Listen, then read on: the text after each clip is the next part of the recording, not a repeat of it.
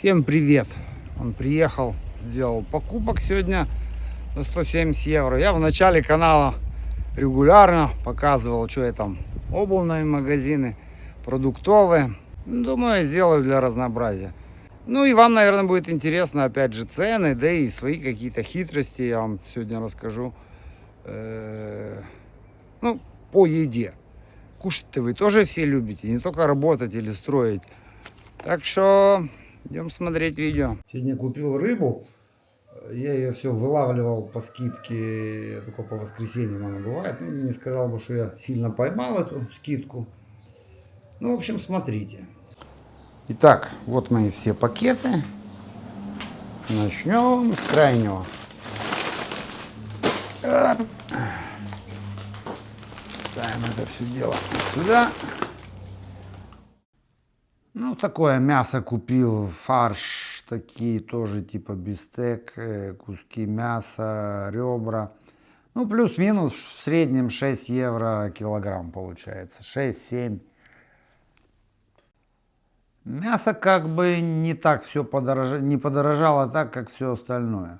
Короче, у меня уже дубль второй что-то я снял, камера не включилась. В общем, это, наверное, так еще и удобнее будет.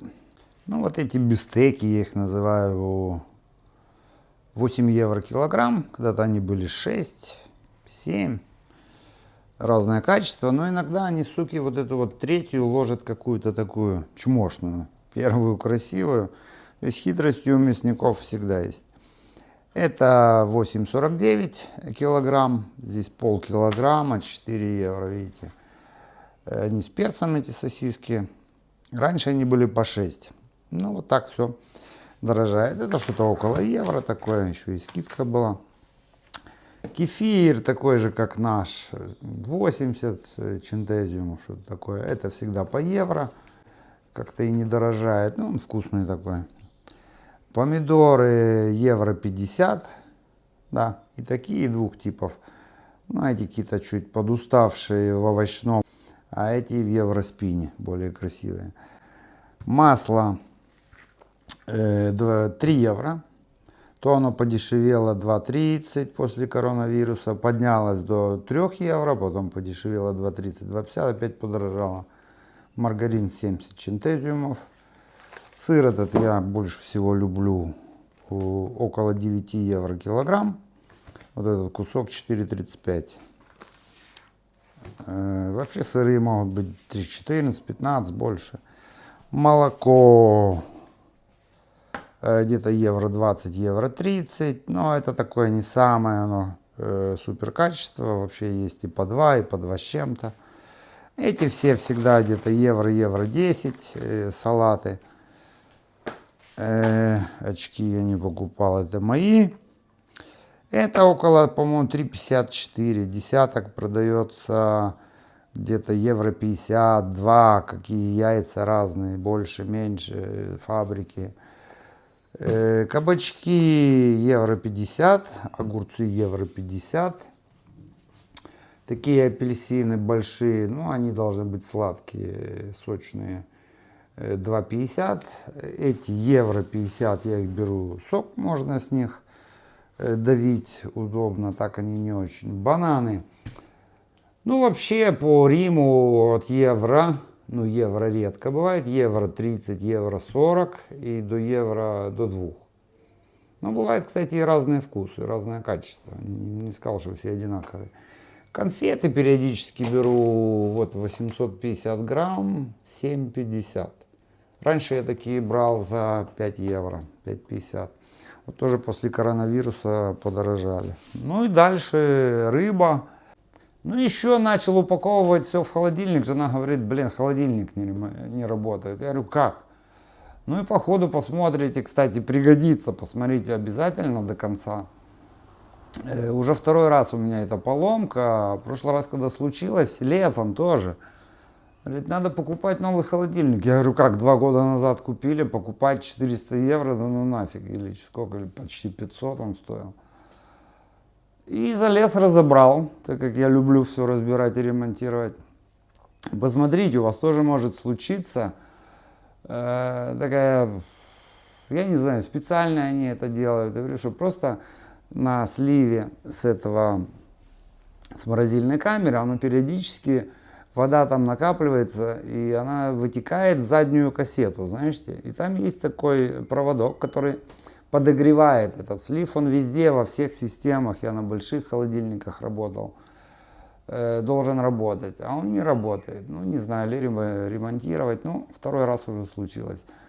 А то можете и выкинуть в холодильник. Смотрите до конца. Ну и с фруктами обычно эта штука всегда полная. Смотрим, что кончается, сразу наполняем. Итак, идем разделывать ребеху.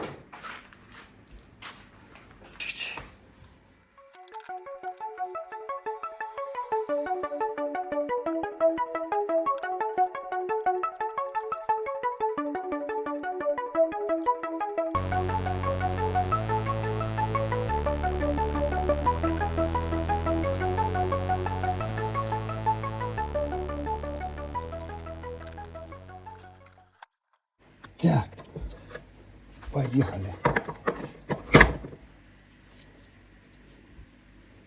Там у нас уже вода на уху варится.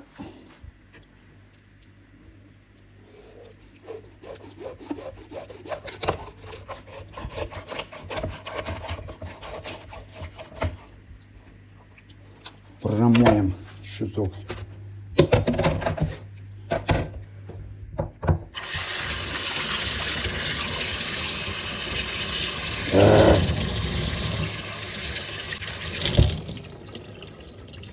Ну и, в принципе, покажу, как я ухудила. Лук у нас там уже кипит, картошка есть. Это ложим туда. Голова всегда должна чуть подольше повариться. Вот это все тоже можно на уху.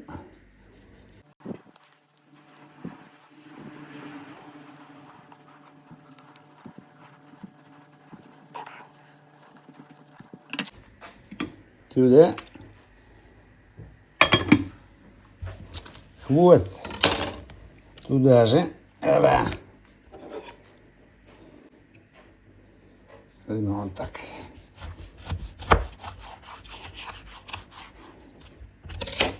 Помоем.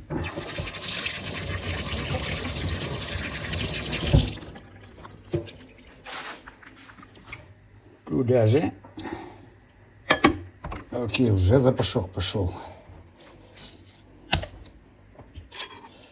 Это я бы тоже срезал.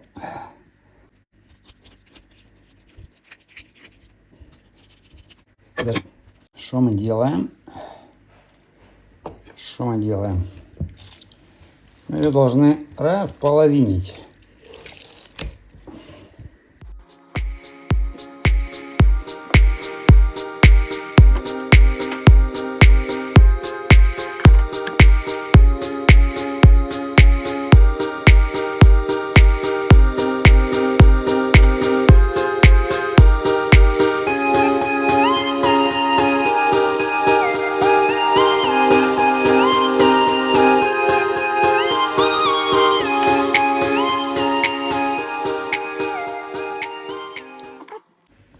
Так, ну естественно, как вы все догадались, это тоже у нас пойдет на уху.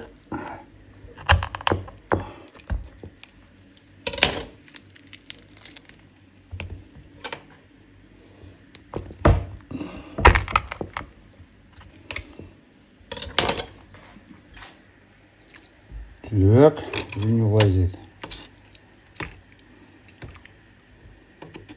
Окей. Хорошо.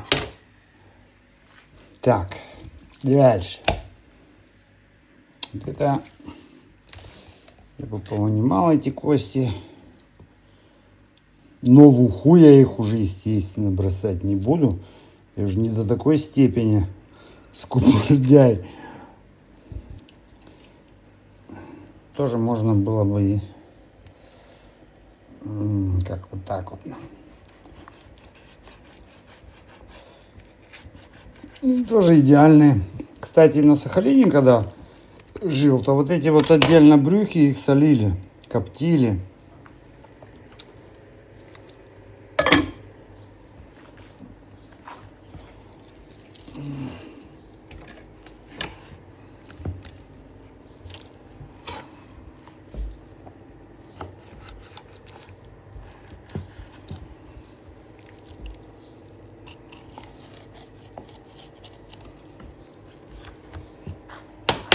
Так, тоже туда. Много навара и много полезного. Кстати, и для суставов, особенно в возрасте, тоже она классная. Теперь вот эти две части мне надо будет, засолю их, хвосты. Одну, это дно, что-то типа этого. Это, ну не знаю, что с этим делать. Ну да, если бы она была цельная, я бы ее порезал, ее было бы прикольнее жарить. Ну ничего, пожарим так. Порежу ее вот такими кусками и в холодильник.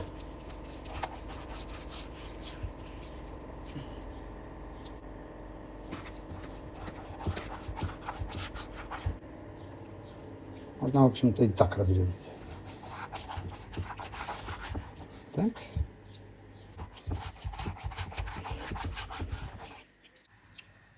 Так, уху сразу солим. Видите, я не делаю большой огонь, потому что рыба должна пока варится, просолиться тоже. Ну, пока так, а там посмотрим по ходу.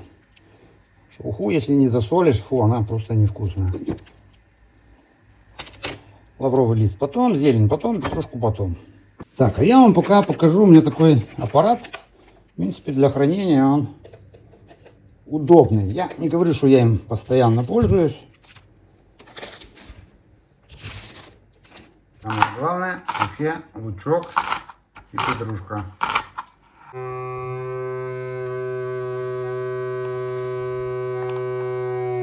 О, che bello!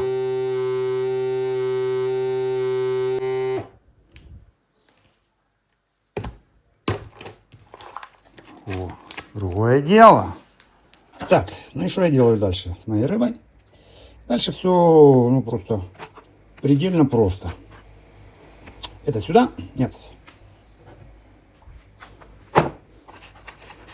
Пересыпаю это все солью крупной.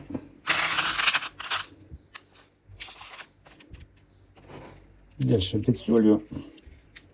Ну, здесь, знаете, как говорят, лучше пересолить, потом отмочить. Как бы все убивается. Ну, не знаю, посмотрим. Я могу и досолить потом в любое время. Плюс-минус так. Самое главное. Ну, в общем-то, это для рыбы основная специя кориандр.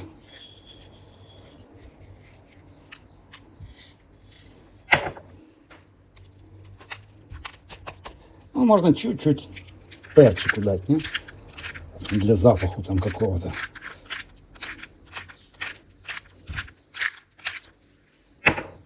Пару кусочков, где он есть, лаврового листа, который куда-то растворился. Это на уху.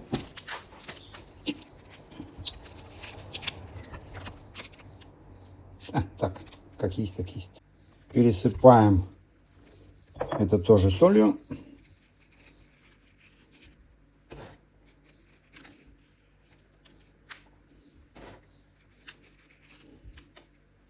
Не знаю, можно так, можно так. Ну да, я потом все равно их переворачиваю, ничего с ним не будет. Оно потом даст свой сок. Выдавит, так сказать, лишний. Ну и покажем, оно потом так красиво получается.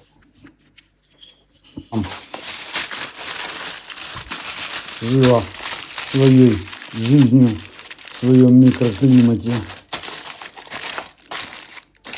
Ну и потихоньку в холодильник это. Ну и вот через день оно такое становится. Выходит с нее такой сок. Ну и можно теперь ее перевернуть этим вниз. Да и вообще периодически она становится более твердая потом. И стоит себя.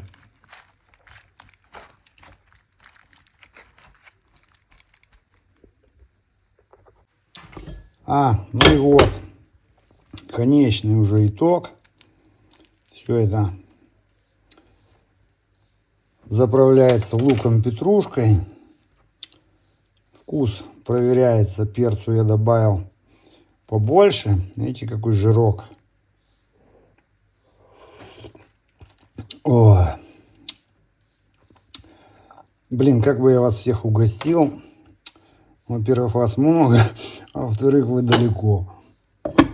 Так что купили рыбу, пошли, сделали уху и все вкусно поели. И не надо туда больше ни морковки, никаких там круп. Можно, если уж сильно кушать, там хочется наесться побольше. Но так вот она самая идеальная. Картошка, лук обыкновенный, лук зеленый, так для вида. Укроп, если есть. Здесь нет укропа, дефицит, кстати. Ну и петрушка. Сейчас идем хавать. Ну все, сейчас я это буду жадно уплетать. Не хочу, чтобы вы видели голодные глаза и мое чуваканье. Просто приятного аппетита. Ну и проблема у меня с холодильником. Что-то он плохо морозит.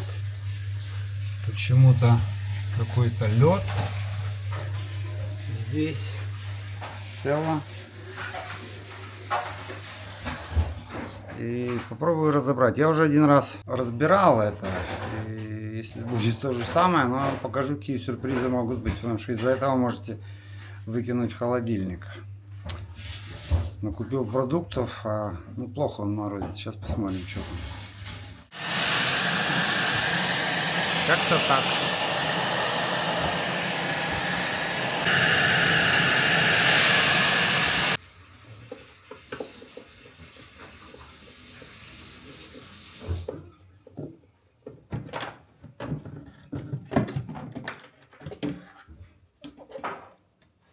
Всякий лед.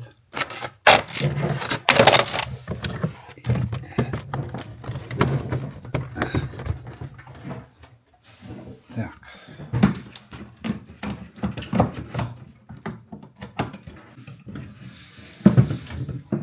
Окей. Так. И вот, о чем я вам и говорил.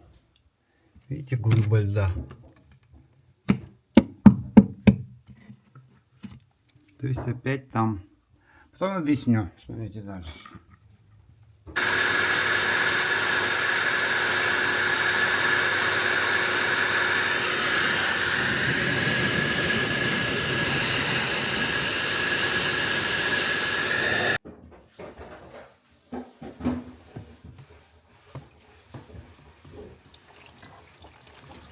Ну, самый быстрый способ растопить эту глыбу, наверное, кипятком. Потому что если бы оно стояло само, оно бы там 2 дня оттаивало.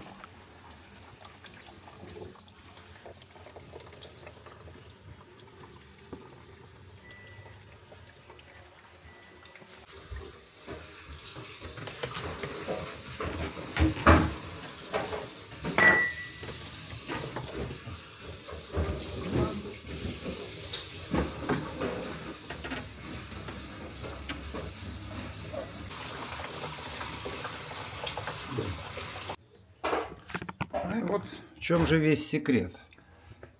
Периодически, когда оно оттаивает, оно должно стекать через этот канал, который, видите, здесь провод, должен подогреваться.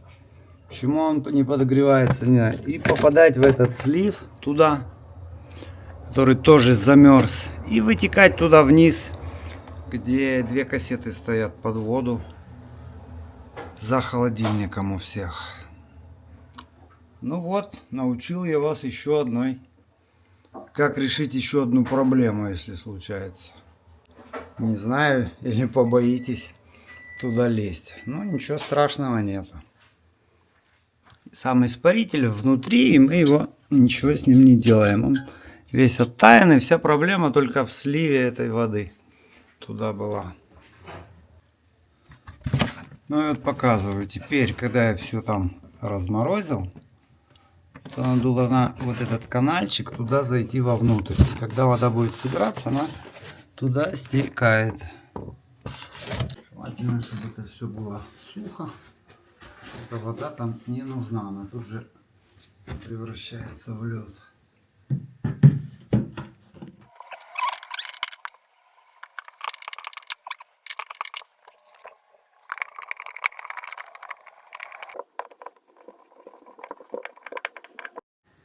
Я молодец, я всегда молодец. В общем, все это я перекидываю вот сюда.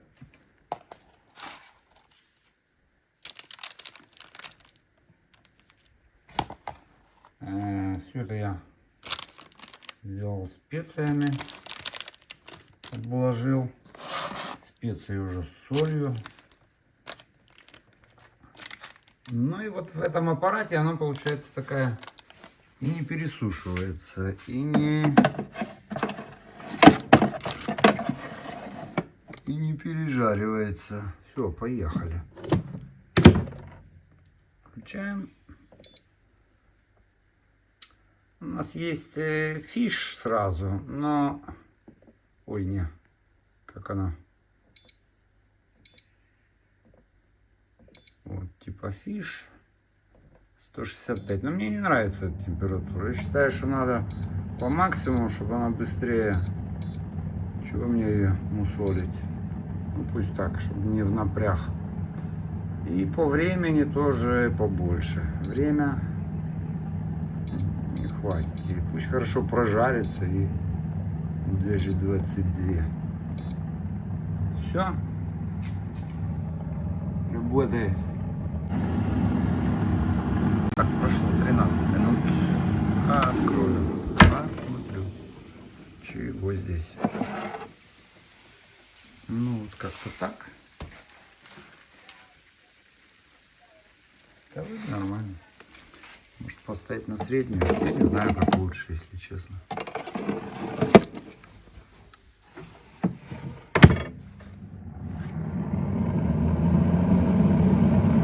Ну, вот, прошло минут 20.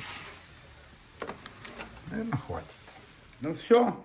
Я всегда говорил, блюдо должно быть не только вкусное, но и красивое. Приятного мне аппетита.